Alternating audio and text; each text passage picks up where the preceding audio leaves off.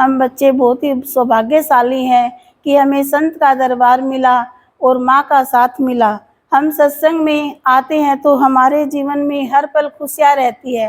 Programme चल रहा है, बहुत ही अच्छा लग रहा है, बहुत ही खुशी मिल रही है हमें। आज सुबह ही ध्वजा का प्रोग्राम किया तो बहुत ही अच्छा लगा। एक छोटी सी बच्ची के अंदर में इतना भाव, इतना प्रेम कि इसने इतने अच्छे से पूजा की, गणेश की भी, और मतलब बहुत अच्छे से। हम इतने बड़े हो गए, अब भी हम इतनी अच्छे से पूजा नहीं कर पाते, लेकिन उस बच्ची के अंदर में इतना भाव, इतना प्रेम, इतनी श्रद्धा के साथ उसने पूजा की। क्योंकि ये असर किस चीज़ का है, ये संत के साथ में रह कर के, उनके संत के घर में उसका जन्म हुआ तो उसके संस्कार बचपन से ही ऐसे हुए, तो उस बच्चे के जीवन में इतना प्रभाव पड़ा कि उसने इतने अच्छे से पूजा की। और हमारे संस्कार क्या है कि बचपन में हमारे संस्कार ऐसे नहीं थे, सत्संग में आने से हमारे संस्कार बदले हैं। सत्संग में आने से हमारे जीवन में बहुत ही परिवर्तन आया है। सत्संग में आने से हमें हर खुशियाँ मिली है। पहले हमारे जीवन में क्या था कि हर पल दुख, कष्ट, तकलीफ ये रहती थी, उस आती तो अब, लेकिन अब गुरुदेव बाबा में महसूस नहीं करने देते। हम सत्संग में आते हैं तो माँ के साथ में रहते हैं तो हमारे जीवन में हर पल, हर समय आनंद रहता है और वो हमें खुशियाँ मिल पाती है जो हमें कहीं भी नहीं मिली।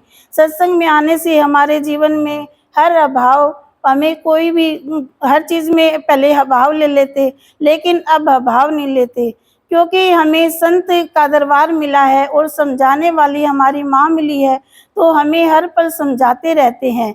कोई अभाव आ भी जाता है वो तुरंत हमारा दूर कर देते हैं, क्योंकि एक माँ ही ऐसी होती है जो अपने बच्चे का भला चाहती है, और एक माँ का कभी बदला नहीं होता।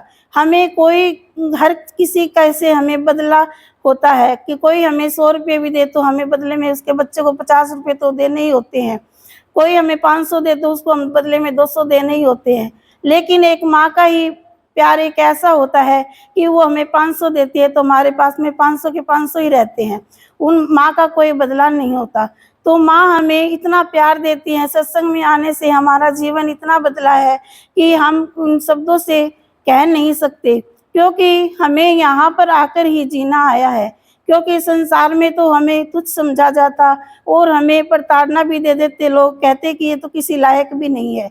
लेकिन संत हमारी कीमत करवाता है, हमें ज्ञान देता है, हमें भक्ति देता है और श्रद्धा देता है, विश्वास देता है, निष्ठा देता है, क्योंकि हम संत के बच्चे हैं। संत की शरण में आने से ही हमारा जीवन एक फलता फूलता है, क्योंकि माँ हमें हर पल जीना सिखाते हैं। कहते हैं तुम कभी भी अभाव मत लेना, क्योंकि हमारा जीवन अभाव लेने के लिए नहीं बना, हमारा जीवन भाव लेने के लिए बना है। अभाव लेंगे तो हमारा जीवन क्या होगा कि ऐसे आए जीवन में और चले जाएंगे, जलते जलते ही चले जाएंगे। लेकिन भाव से हमारे जीवन में क्या है, हर पल खुशियाँ, आनंद रहेगा।